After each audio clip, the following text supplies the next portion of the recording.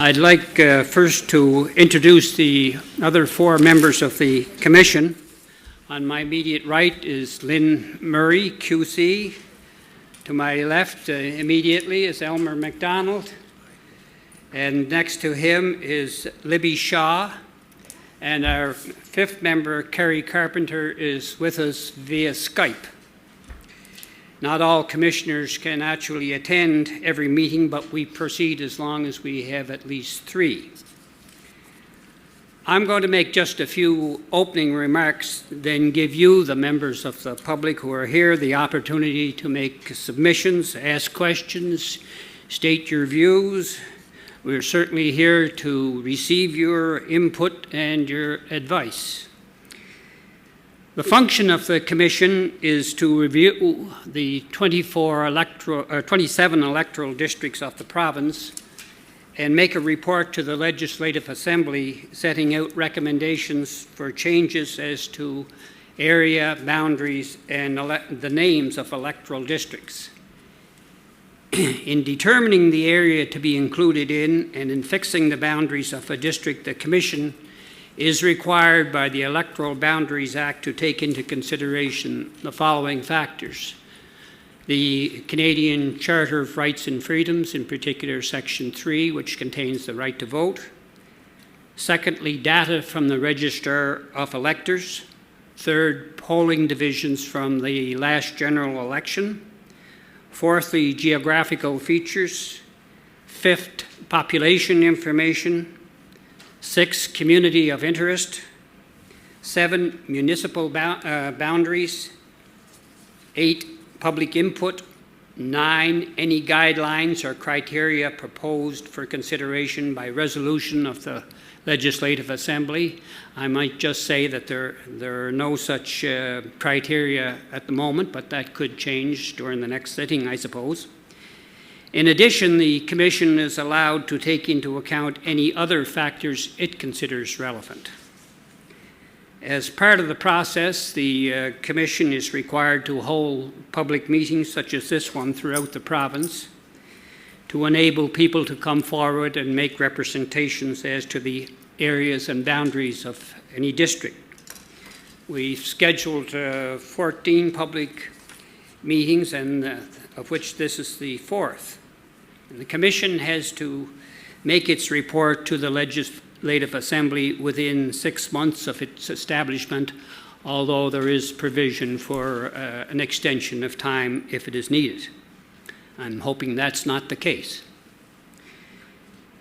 Here I must stress a significant difference between this Electoral Boundaries Commission report and previous ones. This time, the Legislative Assembly is required by law to accept the recommendations of the Commission.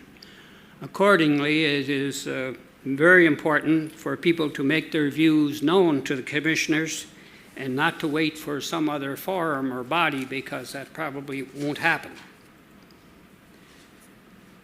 It's also important to recognize that the boundaries we set are intended to last through 3 election cycles. That's required by the Electoral Boundaries Act, so we must bear in mind population trends as well as present numbers. The Commission has no authority to add to or subtract from the number of districts. That stays at 27.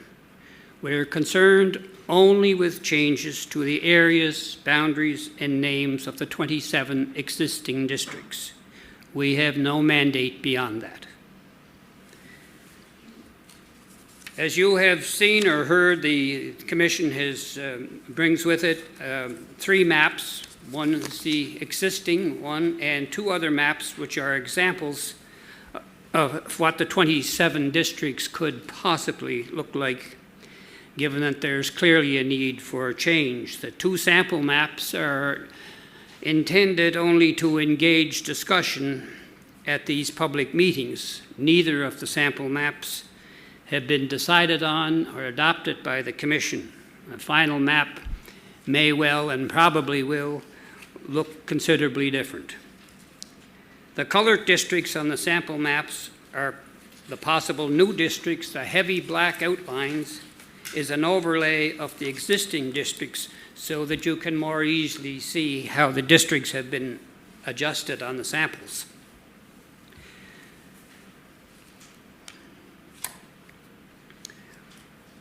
When I say that changes to the boundaries are necessary, it is because some districts presently are far too large and others are far too small in terms of the number of electors. Presently, we have around 100,000 registered electors in the province. And if we were to make all districts equal, each would be contain about 3,700 electors. The average number of voters is important because the discretion of the Commission is somewhat constrained in that regard by both the Canadian Charter of Rights and Freedoms and by the Electoral Boundaries Act itself. The Charter, which is the supreme law of the land, requires that any deviations from average must be justified on the grounds that such deviation contributes to better government of the population as a whole, giving due regard to regional issues within the population.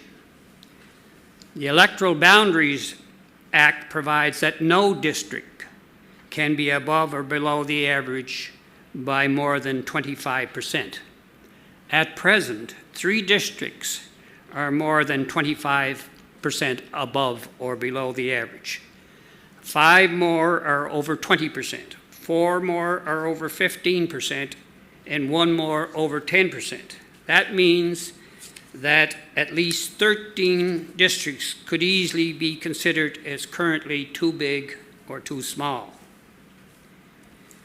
Keep in mind that the Supreme Court of Canada, in interpreting Section 3 of the Charter, has decided that the only variances allowable in the context of electoral boundaries are those that can be justified in the name of more effective representation for the population as a whole.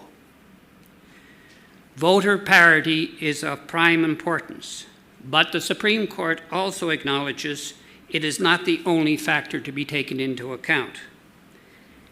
Effective representation is the overall goal, and it cannot be achieved without taking into account countervailing factors such as geography, municipal boundaries, population growth and decline, community history, community of interest, group identity, and minority language and cultural representation.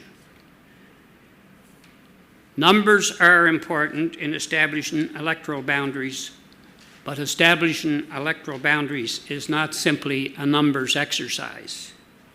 At the end of the day, the goal is effective representation. There may well be factors that justify departure from strict parity. Now I'm going to turn the meeting over to you to make your submissions or representations or to ask questions, but I want to tell you a couple of things first. We have a map man here with us, and he can move some boundaries around to show what they, not only what they look like now, but what they could look like with your suggestions.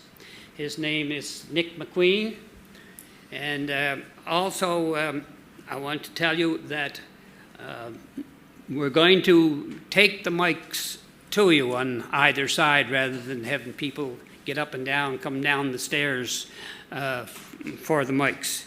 So anyway, with that, ask you to invite you to come forward, make any submissions or representations you wish to make. Thank you.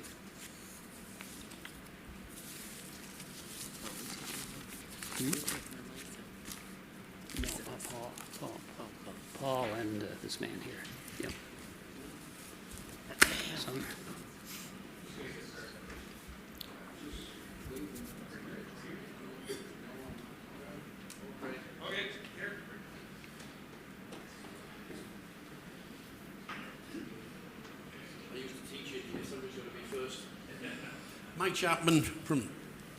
Mike Chapman from Stratford. I had an existing problem with the boundaries between the old 6 and 5. I am one of those few folks presently in Stratford who is at the bottom of the, if you go down to, right, keep going. I'm on that little jog there, just above your hand. About there, yeah. My original, when I first came to present to you, I was going to try to have that boundary run straight down to the shore. Stratford is a municipality.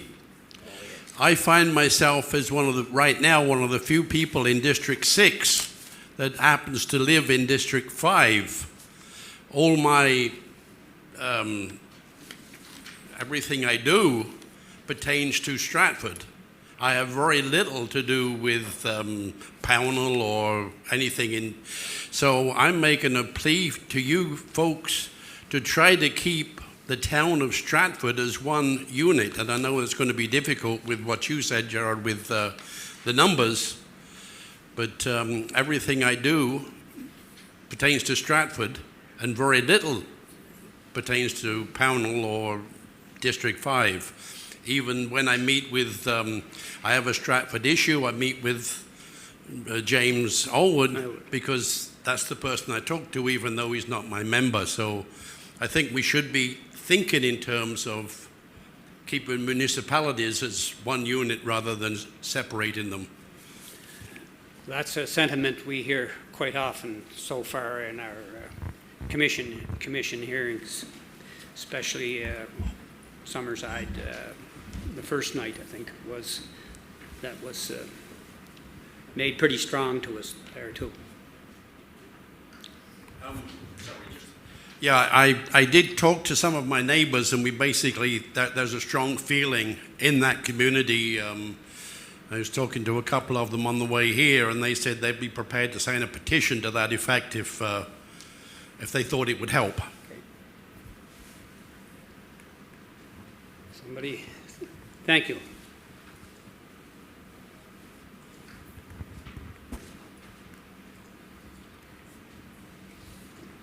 I'm playing the role of Phil Donahue tonight. Thank you. John Hennessy, I'm with District 12. When I look at this, I see you have two different maps for proposed districts. In District 12, one of them you have a population of 3643, and the other one is 3928. I wonder if you could zone in and just explain the difference, how those two different numbers and the two different sets of boundaries would be drawn.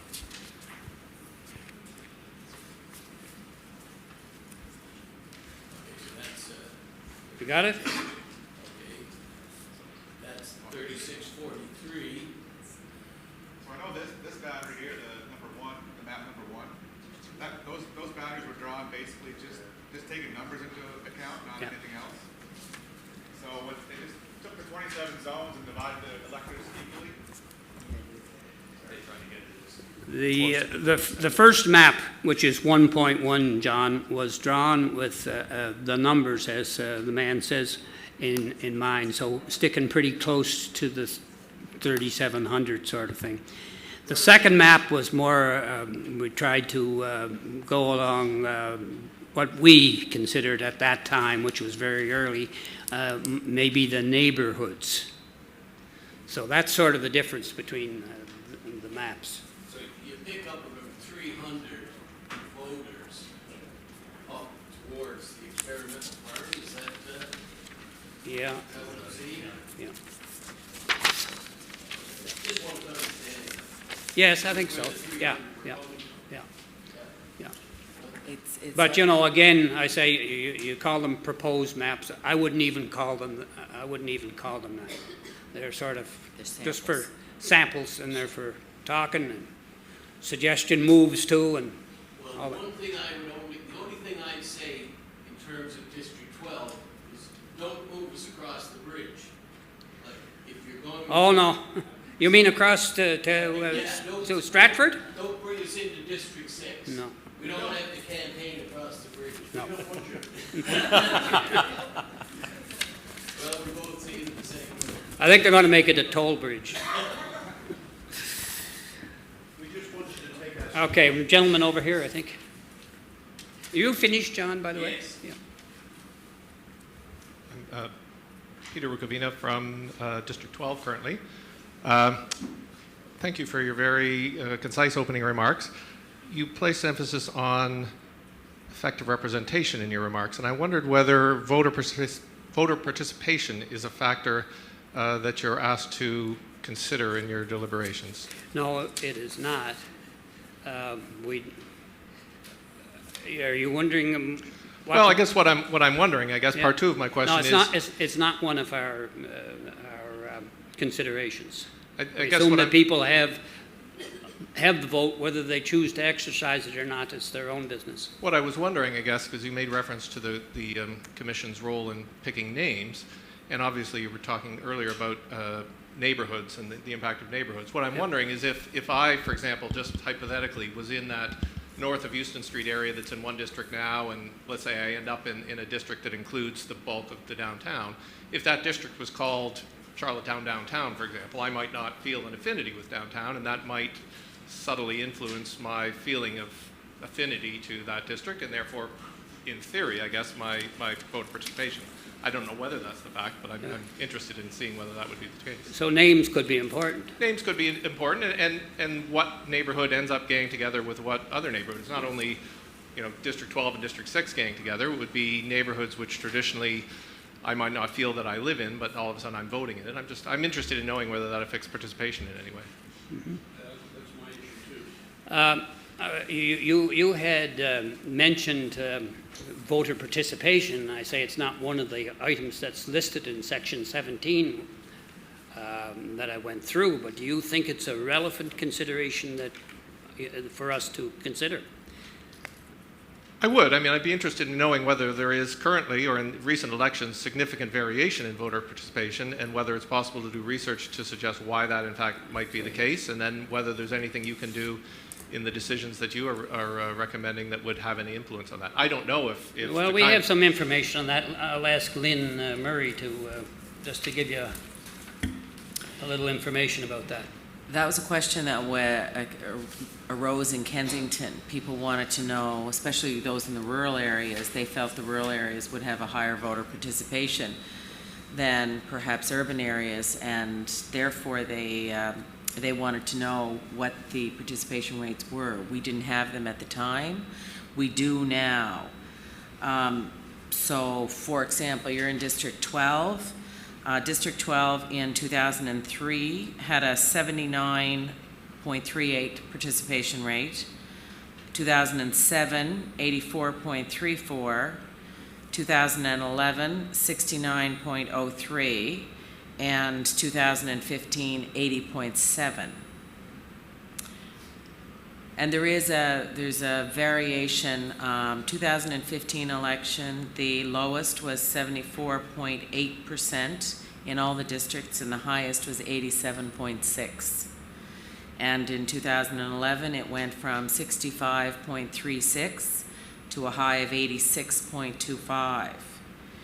In 2007, a low of 73.59 to a high of 91.6. And in 2003, a low of 73.06 to a high of 94.58. And those last two highs are in rural areas. I think Martha Ellis said something. Oh,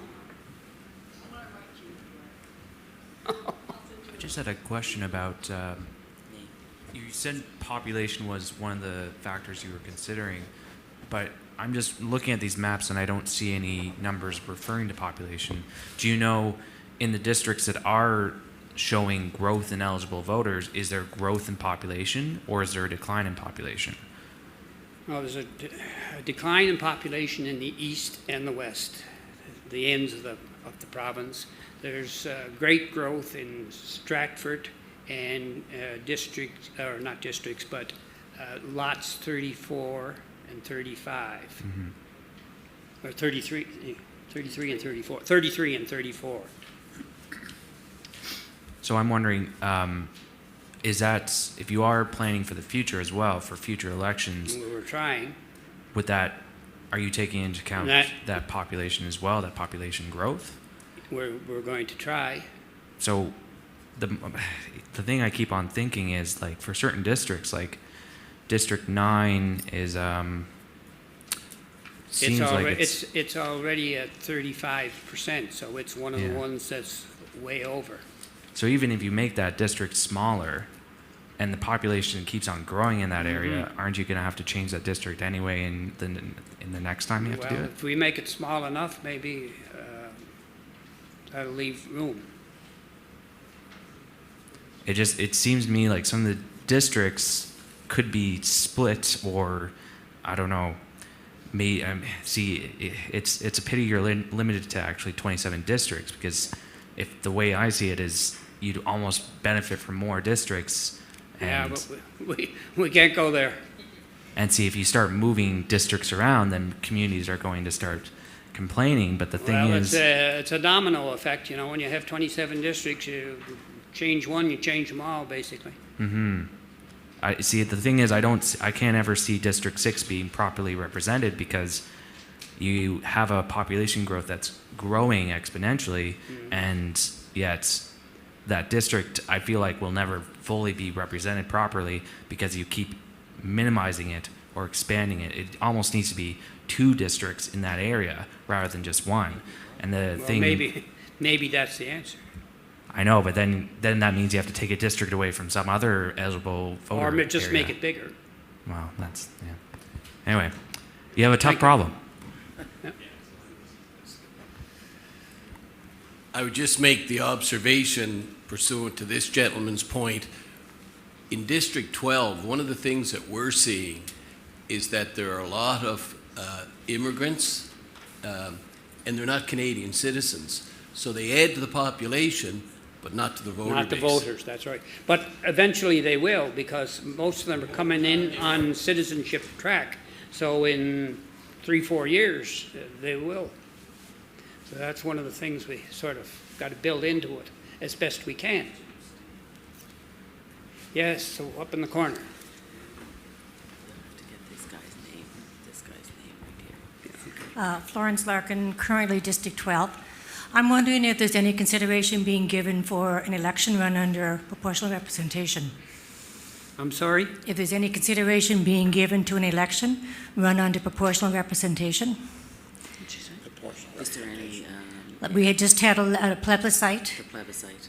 and the MMP won the majority of votes. No, we're just about So it's- dividing the 27 districts. So there's a strong possibility that in the next election, if the referendum is held, that the election after that will be held under proportional representation. That could be. So if that happens, what happens to all this work you've done? It's gone. But Wow. the present legislation that we're dealing Can't you with... do 2 maps, one for proportional representation and one for 27 districts? Like, would it be such a problem? I don't know. To take into consideration that there may be an election held under PR? No, we can't go there. We have no mandate to get into that at all.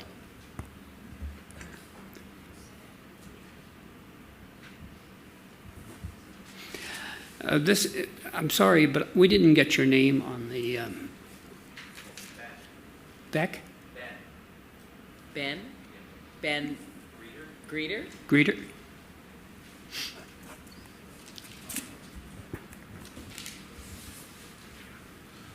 Hi, Jared. Robert Mitchell from currently District 10. Jared, in the last little bit since the new maps have came forward, there is a certain summation out there that one of these are the new maps, and you've made it clear tonight that that's probably not the case. These are just proposed, but they were, like, obviously the original map, the numbers that you're using for to come up with your percentages are derived from 2016. The numbers, though, that are on the other 2 maps, these maps, to the best of my knowledge, were created around 2007, 2006. Is that right? The other two? Yeah. No, no. So they're just brand new? They're brand new, So the yeah. numbers, the actual population or voter list numbers are accurate to the last election? To the plebiscite. Okay, to the plebiscite? Yeah. Okay, that's something that With I wasn't clear on. with the and- 15 and and- 16 years. Yeah, so backed out. folks I was talking to weren't clear on it, so I want to ask that specific question. Are those basically today's numbers? And they are. Yeah. Yep, that's great, thanks.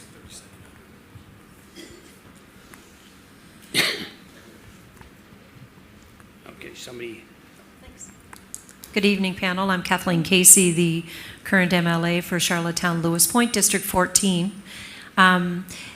What I'm wondering is, when you're considering population numbers, and I know in my district especially, there's lots of development going on, and I do know on the North River Road where on the, I guess, east side of North River Road, currently District 10 has, I'm looking at the Happy apartment buildings going where they are.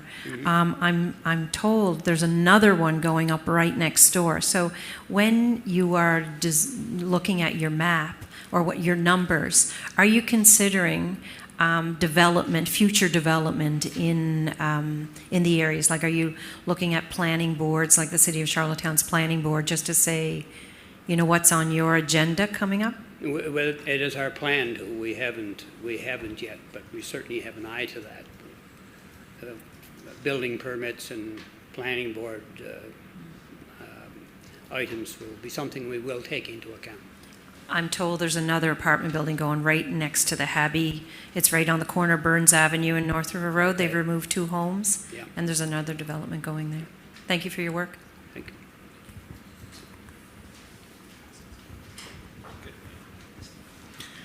Why not? The microphone's close. Jordan Brown, the MLA for District 13. I have 2 questions. The first is in relation to what I'm going to call large tracts of land that would be of an importance to the community. In my district, we abut Victoria Park, which is part of District 12. And John, I think, has already referenced the experimental farm as another one that's in Charlottetown that abuts my district on another side. Just wondering if you look at, you know, kind of the utilization of those in terms of, and the gentleman down in the front row had referenced their the importance of community when you're looking at the districts, and how you put everything together. So that's the first question. The second question is how you would look at factoring in growth rates. And as an example, there was recent statistics out in relation to growth rates in Charlottetown and Stratford and more rural communities. And building on to the gentleman's question down here in the middle, are there anticipated growth rates, I guess, when you set out to look at the numbers moving forward? Thank you very much.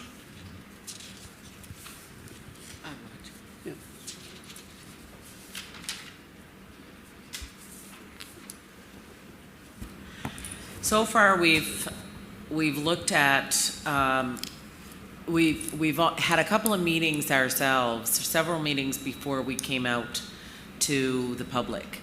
We've looked at community of interest.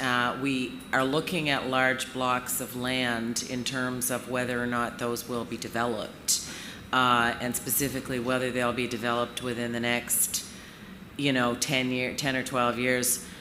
Before this has to be done again, unless it's changed for other reasons. In terms of the growth rates, we've just got some new growth rates. As you can appreciate, the information is just coming out almost daily to us. So we've got growth rates here on PEI and nationally, and we'll be looking at those. We haven't factored them in now. But the mappers they've got a program which has the various voters in the areas, so they can, when they move this map, these map lines, they can tell us how many voters are going to be in that area. So we've done some of that. Came up with I won't call them proposed maps because, as Gerard indicated, it's unlikely that either one of those will be the final map. So we've called them sample, but it's we felt we needed to do something in order to give the public an opportunity to see what it might look like at some point in time in the future. Some interesting information, too, comes to us from the recent census release. Queens County's population over the last 5 years has increased by 4,151, while Kings County went down by 830, and Prince County went down by 618. And we're now in a situation where we have about 54% of the population is outside the 4 main municipalities, and 46 is within them. All getting closer and closer to a 50-50 break. Can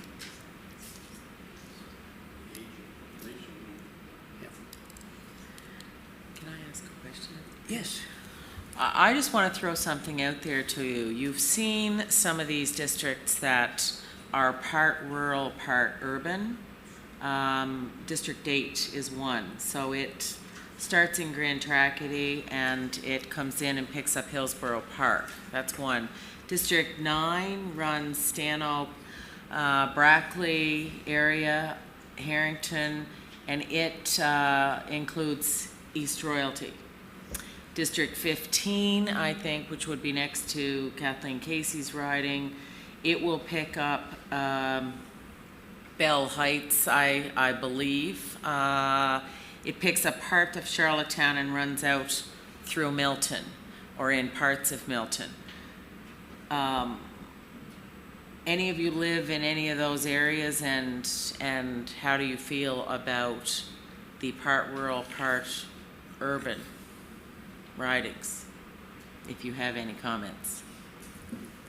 This.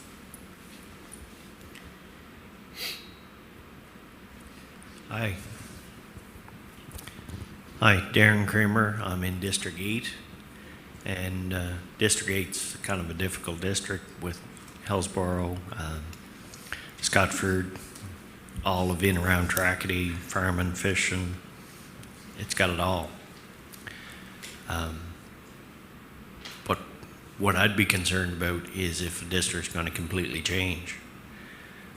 It's one thing for it to be altered a little, but your first map indicates that District 8 is going to become all city, which would be East Royalty and Hillsborough combined, and where I currently reside would be District 9 then.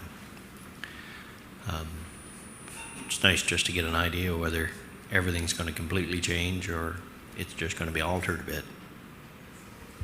So what would you like to see? So what would you like to see? I'm not quite sure at this point. Okay.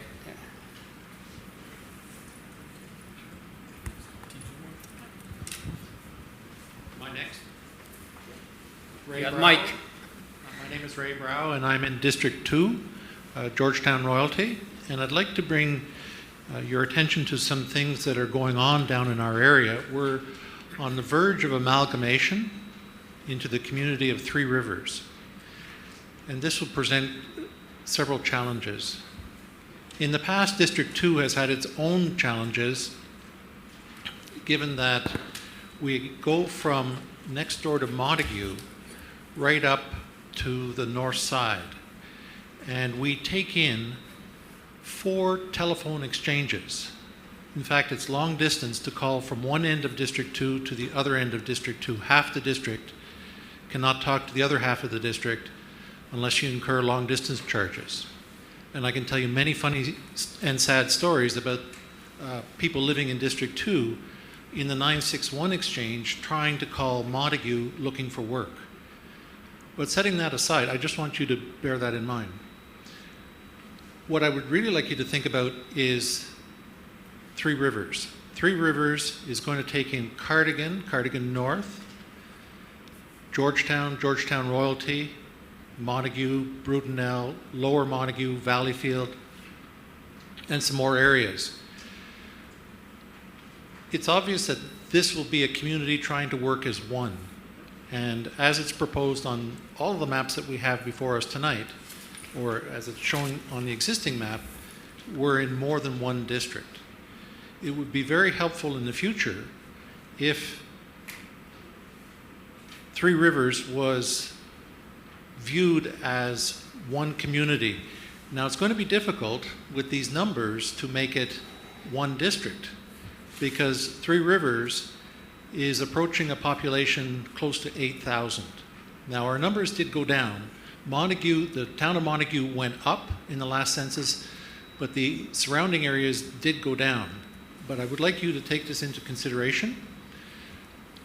As a resident of Georgetown Royalty, with no disrespect to the people of St. Peter's, I must honestly say that our lifestyles are very different to the people at the northern half of our district. In Georgetown Royalty, we have more in common with the people of Brudenell on the other side of the river than we do with people on the north side. This is something that should really be taken into consideration. District 2... We've heard that from North Siders too. You know, we don't want to be condescending to our neighbors. We just would like to be able to work together towards common goals. And the goals of the north side and St. Peter's are not the goals that will be part of the community of Three Rivers. Thank you. Mr. Yeah. David Trainers, District 7. I have a solution to raise thing.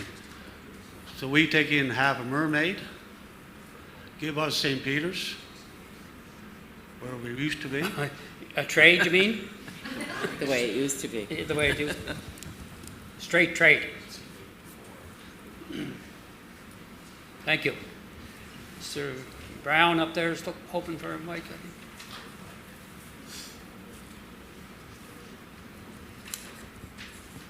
Thank you. So this is really a response for a friend, I guess you might say. You asked the question about the rural-urban split in ridings. And I guess maybe I'll put it this way. I've been present for a number of conversations wherein the potential for conflict has been expressed with great concern for the representatives of the districts that represent both now, particularly where there are two municipal governments in one abutting riding. So you can maybe start to draw some conclusions from that hint, but there have been some ongoing issues in certain parts of districts where that currently takes place that do make it very difficult for the MLAs to effectively represent their constituents, because frankly their constituents have divergent views and divergent interests just by the nature of the two communities abutting. At our first meeting in Summerside, there seemed to be a very strong sentiment there that if at all possible, we adhere as closely as possible to municipal boundaries. We get a sense that that's true in this area too. Certainly true for what you said with respect to Stratford. Summerside and under the present situation, I think there's 5 districts that have a piece of Summerside, and one plea that there seemed to be is that not be the case when we redraw the boundaries. Yes, sir. Thank you. Just to follow on, thank you. I've learned a lot being here. A lot of the constraints that you guys are working under, I didn't realize it was such a numbers thing. Seems to me that into follow-up from where I came in, which was to try and make the whole of Stratford 6, is going to be difficult number-wise. I'm going to follow up with another suggestion and make Stratford 2 total municipal boundaries, 6 and 5, and just take numbers as you see fit from the other one. And to bear in mind that the rural folks is declining and areas like Stratford is expanding rapidly. So whatever we do today, I think we have to think in terms of years down the road. So my suggestion to you now is to think seriously about making Stratford 2 ridings and borrow numbers from the adjacent rural areas. Did that make sense? Yep. Thank you. This is my son Oliver Rukavina. He's 16 years old. He voted in the plebiscite. It's because of him that we're here tonight. He insisted on coming because he's going to be voting in the next election, so he has a stake in this. So my credit to him for that. This is, as a result, partly his question and partly mine. First of all, could the map man zoom in on the area that would include Colonel Gray High School in the 2 of the hypothetical maps, just so we can get some sense of whether its location is moving, because that's of particular concern to Oliver.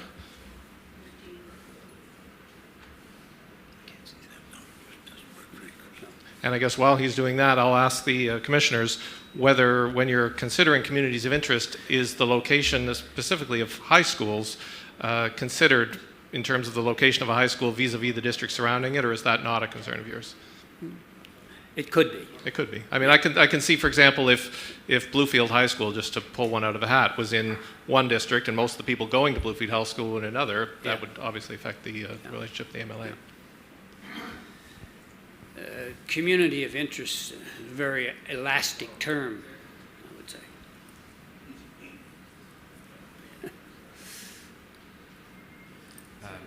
Another question here. Yes. Just wondering, have you looked at where fire halls serve, so the service areas of fire halls, how far they outreach? Because it seems to me that I know, for example, for Charlottetown, it seems like District 12 would be served by one fire hall, although I'm not exactly sure. Or, for example, in Stratford, it seems like District 5 and District 6 are served by one fire hall. So I'm just wondering if you have looked at whether fire halls are a factor in deciding where a district is, or how it forms a community, or how it serves the surrounding area. No, there's only 2 in the city, isn't there? I think there's 2 fire halls in Charlottetown, and that would serve, there's 2 fire halls in Charlottetown, and that would serve any number of ridings, because there is, Must be 7 ridings, is there? well, Charlottetown consists of 5 full ridings and 3 part ridings. Parts of 3 other ridings would be considered to be within the Charlottetown boundaries. So it's not, we haven't considered it as of yet. We got to go back here and see if we addressed your question. Oh, you're good? Okay. On the point of the fire halls... Just a minute, we have one up here first. No, go ahead. Go ahead. On the point of the fire halls, the proposed community of Three Rivers has been designed around the fire districts. So the boundaries of Three Rivers are based on 3 fire halls within the amalgamated communities. So it should be something that is taken into consideration. Okay. Cool. On the issue of fire halls, it's going to change here in the city of Charlottetown, so I wouldn't use that as a barometer. I have a couple of questions. Are the findings from the commission going to be binding on government? That's my first question. Yes.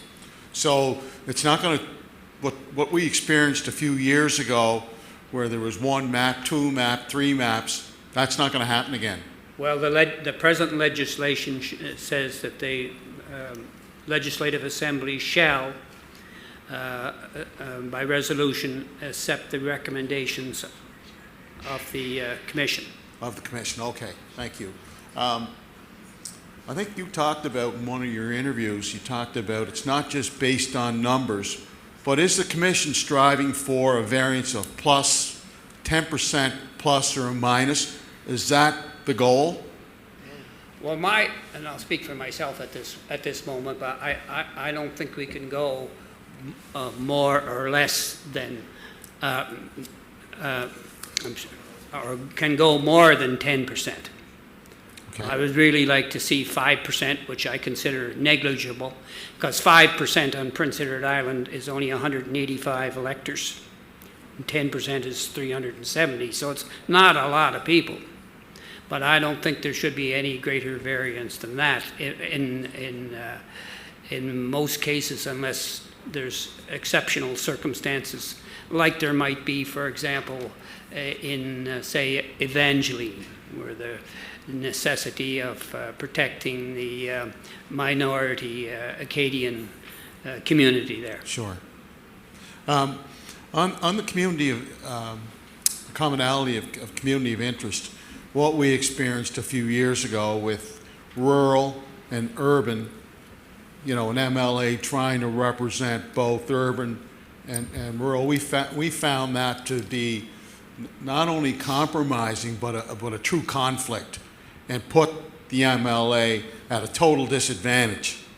So and I'm just speaking for myself, from a city perspective, is the goal to try to respect the boundaries of, say, the municipalities and have 5, 6, maybe 7 MLAs totally dedicated to representing the suburban and urban interests of the city of Charlottetown from that perspective? Well, so far from what the Commission is gathering from the public, I think there's a strong sentiment that be the way. Thank you.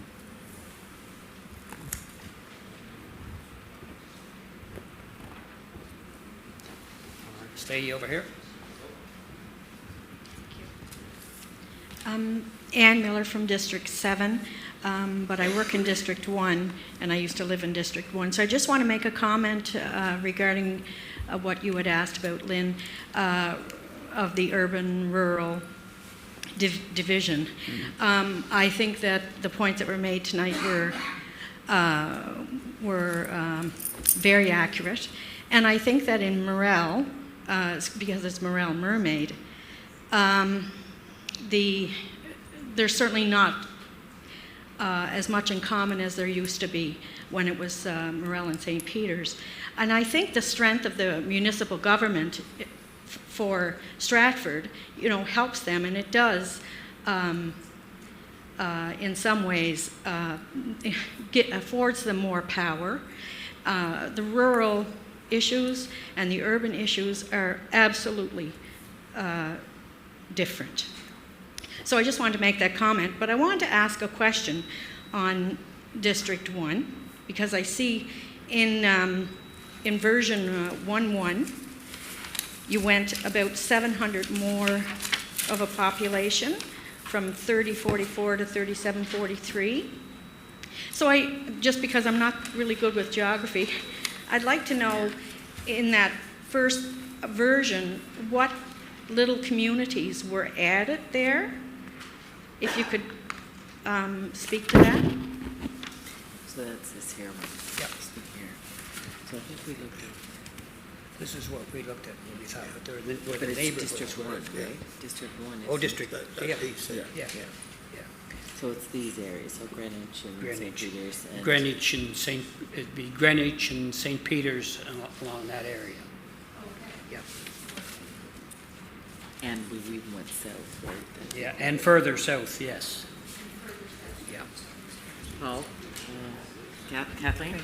Great, thank you. Kathleen Casey from Charlottetown, Lewis Point. I'm wondering if you could pull up Charlottetown, Lewis Point on the map, please. 14.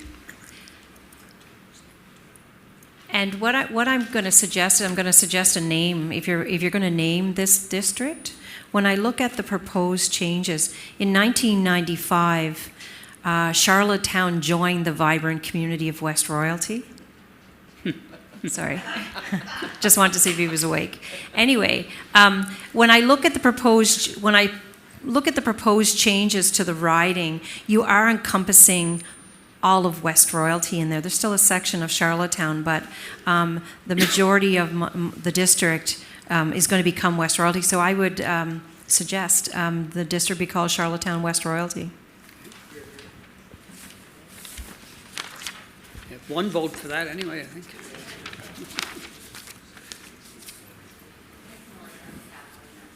we have to name them too? Yeah. Yeah. And draw descriptions. Good evening, Tom Cullen from District 12, and I thank you all for your work, and I thank you for presenting these sample maps, which are a great help for discussion. I'm wondering if the Commission has considered, will they be presenting their decision to the legislature, or will they be presenting their next to final map to the public for consideration, or will they be going directly to the legislature? I think we'll be going directly to the legislature.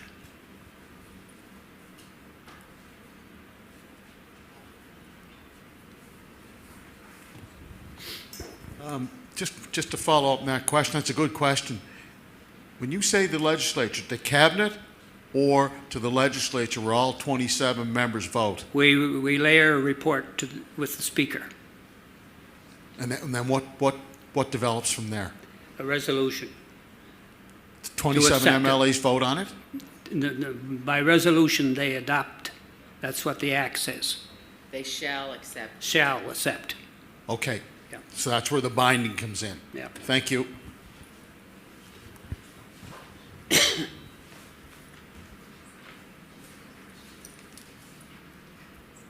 Yes. Hi, my name is Carol Caraher, and I'm in District 17. And I'm just looking here that we've sort of taken on some of 19. I'm just curious as to what piece of 19 that is. Well, in the version 1.1, there's a kind of a big square of it, but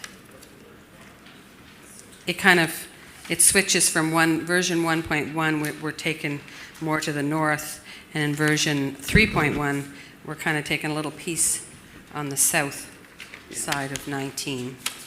This piece here. 19's coming into us. Okay. You may want to say the colored. So we're getting added numbers. Okay. Tell them that the color is the proposed. Yeah. Okay.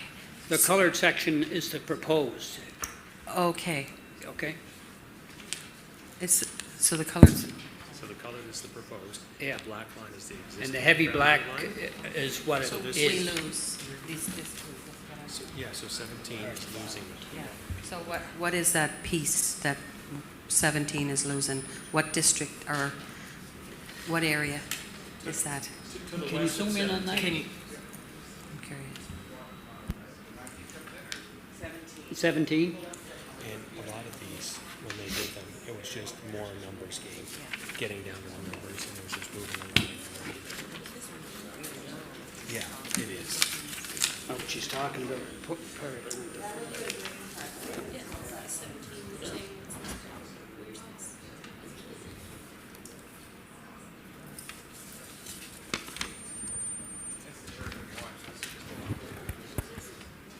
Can you see it?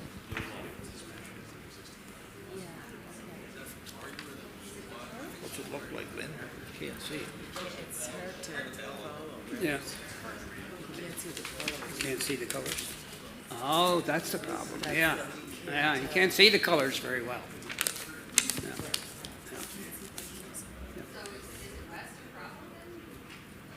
Is that west of Croppo? Yeah. Elmer, you're going to have to stand up and look at it. Stand around. You're going to have to stand up. It's your area. We're going to get our area, man. Have a look at it.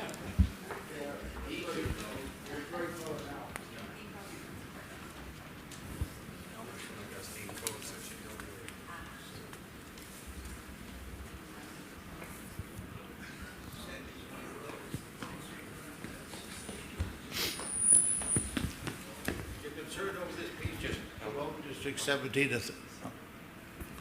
You're concerned over the piece of property just on the line. Paul, where is the old boundary at here? There. The northwest corner of 17. She's talking about this, is she? Yeah, she's talking about this here. So, No, that'd be 19. Yeah, but no, it's. Oh, I it's- see, it's but we're going into 17 going is into losing. 70, yeah. so the Balaclava Road is in sort of Westmoreland. This here is the 225. Yeah. Road right here, and this is the county line road, which serves Queens County and Queens County. Yeah, that's the one coming out towards Crapo. Yeah, Shamrock is here, and Tryon would be down in this area. I live right here, that's how I know. So it's like Tryon area. Yes. And Westmoreland. The Balaclava Road runs from part of Westmoreland through to Kelly's Cross. So Kelly's Cross would seem they would be in District 19 as opposed to 17. Could be. And the version 1 map, it only takes into consideration numbers, it doesn't look at geography or anything. Right. So version 3 is something that would probably be more close to what. So the 3.1 version is a little closer to? Yes, it takes into more consideration than just numbers.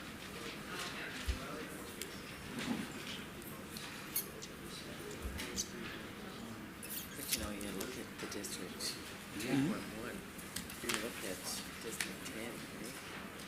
District 10, look at it. Oh, my goodness. That's Robert Mitchell's right? So it's just like picking up and it's even picking up the Winslow. You're right. You know, and it's coming in here. It's everywhere. So it's everywhere, it's kind of a catch-all. Oh, yeah, that's Is it. it? Yes, ma'am. Somebody bring Slady a mic.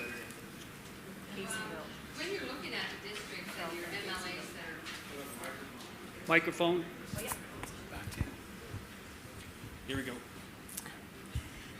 As you look at these districts, are the MLAs and where they presently reside, is that taken into consideration? No, At all? that's not a factor. Not a factor? No. So you could conceivably be representing an area that you Doesn't have don't a live vote in, and therefore you can't run in that area the next election? Oh, no, You I don't, can I don't run. think that's true. You can run in another, even though you don't live in a district.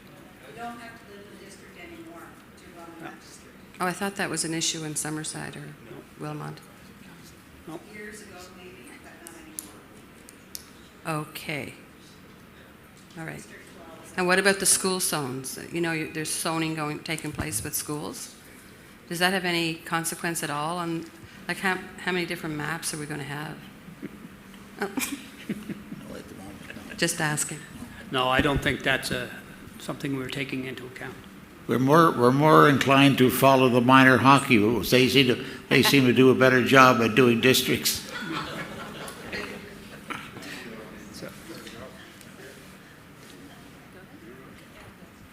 I might as well get this out of my system while I'm here and you're looking to hear for suggestions. It's always been kind of a pet peeve of mine that when you're showing a map, when there's people talking about different regions of the province and you refer to, not you, just people, the general public, and when they say, you know, District 27 or District 1, and they're talking about the province, they never ever say the name of the district. So if you didn't know the districts by their number, you would never know which area of the province. I always thought, let's get rid of the numbers and let's always refer to the districts by their names. And that way your focus always goes to the area of the province and you're not trying to figure out where the, what 27 means. Or you would be Tignish Palmer Road, and your focus would automatically go to the western part of the island. If you're the member from Kicking Horse Pass, you say so. Thank you.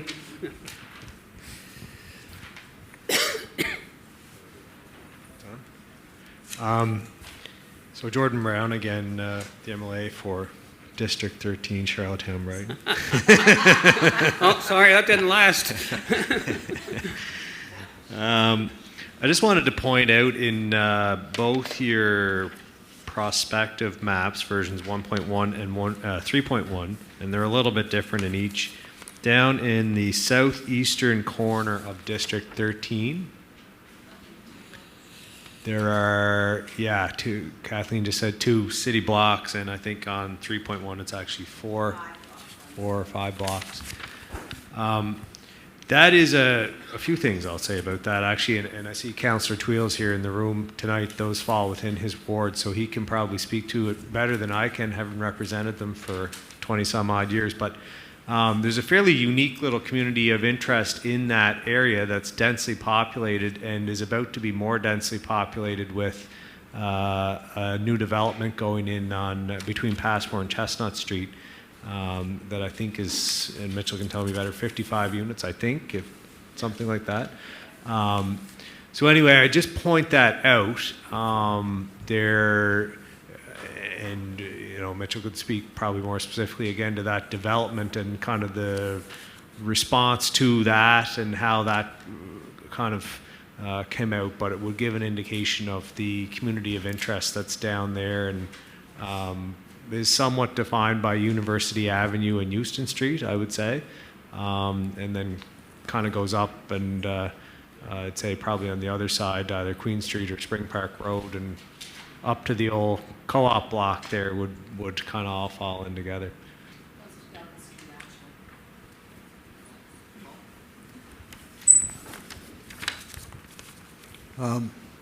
Just to follow up on MLA Jordan, he's correct. University Avenue was always the dividing line. District 11, or whether it was years ago, District 12 and 13. And the community of interest in that particular neighborhood is very unique. It's a working class, blue collar community. And that has always been on this side of University Avenue, and the redevelopment that's taking place in this community, as Jordan referenced, the upscale townhouse development is going to take place. There's about approximately 55 units, commercial on the first floor. It's a $12 million development. I talked to the developer just in the last 48 hours. He's looking at, he's looking at probably mid-April to start that development. So people are going to be living there. There's a strong resurgence taking place there. And I think it'd be advantageous, to my mind, to have that particular neighborhood stay within the boundaries of District 13, as opposed to District 12, because the bulk of District 12 is downtown on the other side of Euston. So personally, I'd like to see it stay that way, because there is a strong resurgence. There is a lot of revitalization taking place. People are moving in, young families are moving in, and I know this is not for here tonight, but any chance I get a chance to promote the fact, that is why it's very imperative for St. Jean's School to stay open. I'll leave it at that.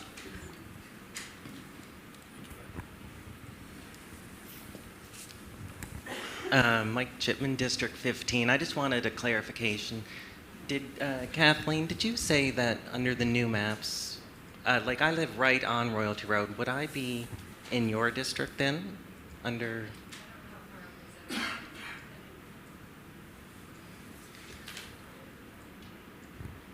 Where do you live? I live right on the Royalty Road. Royalty Road is still 15, according to that map. Okay.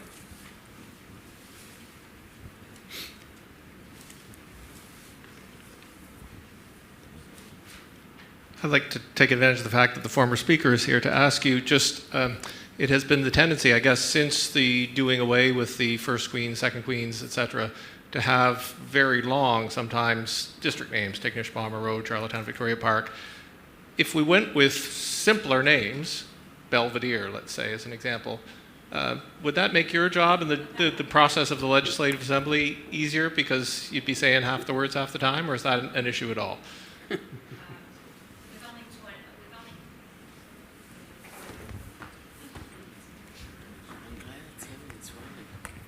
With only 27 seats, it's not an issue.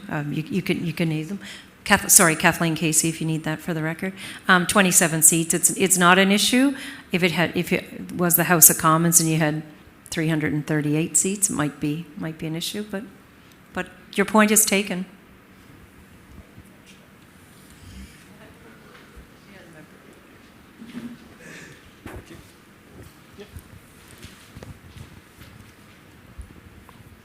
Hi, my name is Sidney McEwen, and I live in District 7, Royal Mermaid, and I happen to be the MLA for the district right now, too. Your point is taken, Joanne, when you say, I think, Mitch, you brought up, or somebody brought up about, well, no, sorry, it was Mr. Cullen who brought up about, will the final map just be taken straight to the legislature? And I'd like to add my voice to the suggestion that when you do come up with I'll call it a final or a draft final map, that you do put that back out to the public. I know Jordan and I just came through a lengthy public debate on electoral reform, and the real engagement, I think, came once the public had something to sink their teeth into. And I know you guys have a couple of maps here, but a number of you are on the record already saying that, you know what, the maps are probably going to look a lot different, and these two maps are quite different. One holds the same boundaries, more or less, with a little bit of pushing here or there, and one is quite different, with almost elimination of some ridings. So, to me, although it is added work and might be added meetings, I don't think you need to go straight across the entire province in as many ones, but I think it would be a good idea that once you decide, you know, what version of this map is going to look like, where it's just a little bit of tinkering, or no, it's going to be whole-scale change, that you take that to the public, so then people can finally say, like Jordan and Mitchell just said, there's a couple of streets there that are just at a, a bit of a nuance. They can speak to, personal, and not just MLAs, because we're biased anyway. We probably shouldn't even be talking at this process, but we can speak to those community things that say, actually, do you know what, Morel and St. Peter's probably should be together, or no, those two streets in Charlottetown are quite important to the fabric of the western end, or that type of thing. So I'll leave with that. I would encourage you guys to consider, once you do get to a version of a map, to put that back out to the public. Thank you. Jason Hogan from West Royalty Springvale. Also would like to throw support behind ditching numbers. Would your map be accompanied by recommendations for things like pointing out districts where electors would have to pay long distance charges to contact their MLA? I'm not sure I got your question. Would you be putting together like a list of recommendations for the MLAs to consider along with the map, such as districts where long distances would apply for electors to call their representative? Things that would be beyond the scope, but to take note of, that should be adopted? Well, we haven't given any consideration to anything like that at this point. We're sticking pretty much to our mandate, which just talks in terms of areas, boundaries, and names. I'm not saying I'm not saying no to it, but yeah, that's our primary interest. What we might say, in by the way sort of thing, I'm not sure at this point. Ray Brow, District 2. I guess now's the time to tell you a story of what goes on in District 2. There's a little garage that operates next to a home in St. Peter's. And the operator of that garage calls Charlottetown to find out if there are parts available in Montague, so that he avoids calling Montague to incur long-distance charges. I am sure that same person, to call his MLA, would also try to find a way to not incur long-distance charges. So the point that was just made, I'm simply re-emphasizing that long distance is a factor in rural PEI. And if someone would go to that extent to call Charlottetown, so they look in the computer to see if something's available in Montague, imagine what people are not doing by not calling their MLAs if that MLA is long distance. And who more likely would be calling an MLA, but maybe somebody looking for a job, somebody who can't afford long distance?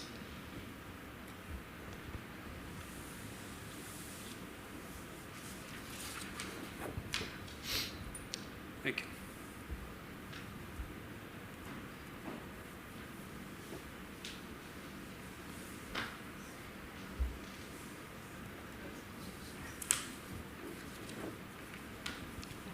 Anybody else?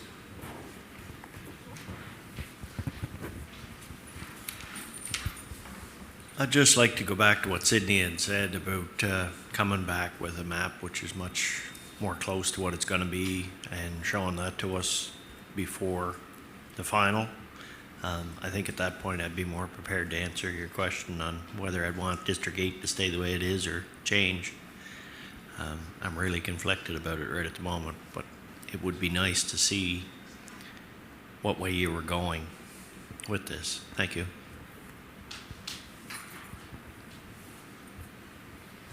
Thank you. Anything further? Yep. Just a quick question. When is this supposed to be ready? What's the timeline on this? Our timeline is 6 months, which would take us to about the 1st of June. And we could get an extension, but we're hoping not to do that. Okay. Hoping to be So done you'll be going well before that. And would you go into the legislature in the fall then? Well, if we're done before the end of this sitting, we would present it then, I suppose. But otherwise, would be the fall, I would think. Yeah. Okay.